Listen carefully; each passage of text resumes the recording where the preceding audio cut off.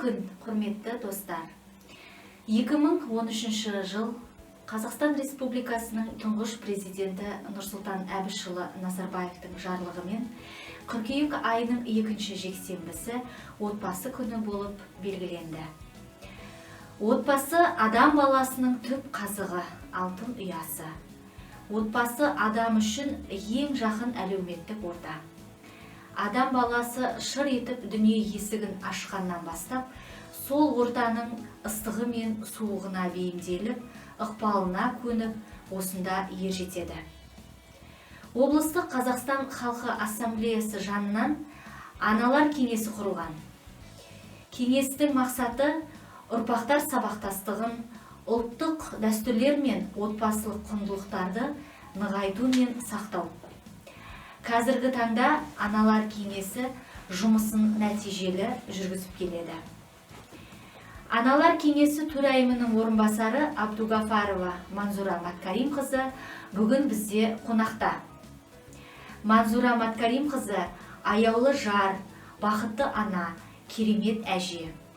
Солай бола тұра, Манзура Маткарим-қызы қызметте де іскерлігімен, жауапкершілігімен ерекшеленеді. Құрметті Манзура Маткарим-қызы, қош келдіңіз. Саламатсыздар ма?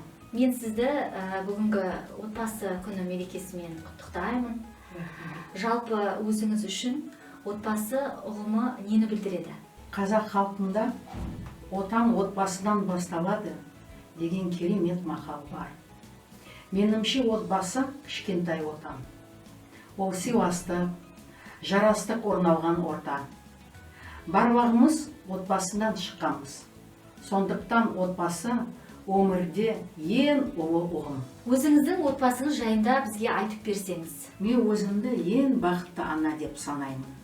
Жолдасым екеуміз 35 жыл болды жанұя құрғанымызға. 2 балам бар, ұл мен бір қыз. Екеуі де институт бітірген. Әрқайсы қазір өзінің жолымен жұмыс атқарып жүр. 3 немерем бар. Немерелерімді өте жақсы көремін. Сіздің ойыңызша отбасында бала тәрбиелеуде маңызды рөл атқаратын кім? Әке ме, әлде ана ма?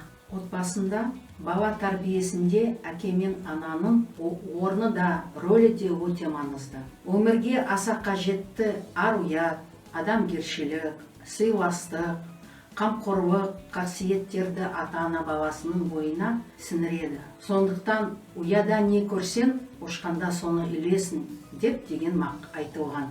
Отбасында ата-әжелердің де өзіндік орны бар. Бала тәрбиесінде ата-әжелер ұлттық құндылықтарға үлкен мән береді. Олар немерелерінің халық тарихын, әулет шежіресін білуге үйретеді. Отбасылық құндылықтар дегенімізді қалай түсінесіз? Әрбір отбасына тән отбасылық құндылықтар болады. Бұл ата-ананы сыйлау, үлкендерді құрметтеу, кішіге қамқор болу, көпшілікпен тіл табысу. Бірақ әрбір отбасының бұлардан бөлек өзіндік құндылықтары болады. Мысалы, біздің отбасымызда әулеттің үлкендерін мерекелерімен құттықтау, оларға сыйлық табыстау, балаларымыздың туған күндерін бірге атап өту, көршілермен, достармен жиі бас қосып саяхаттау болады. Жас отбасыларына қандай кеңес берер едіңіз? Кез келген отбасының негізі сыйластықпен, сүйіспеншілікпен қалайды. Сондықтан жастарға айтарым, бір-біріне табысқан, сезімді құрметтеу білу керек. Сондықтан бірге көбірек болған жақсы. Ренжітсе де бір-біріне қатты сөздер айтпаған жөн. Маңызды мәселелер бойынша бір-бірімен ақылдасқан жөн. Құрметті Манзура Маткарим-қызы, алтын уақытыңызды қиып, бізге сұхбаттасуға келгеніңізге көп рахмет. Рахмет.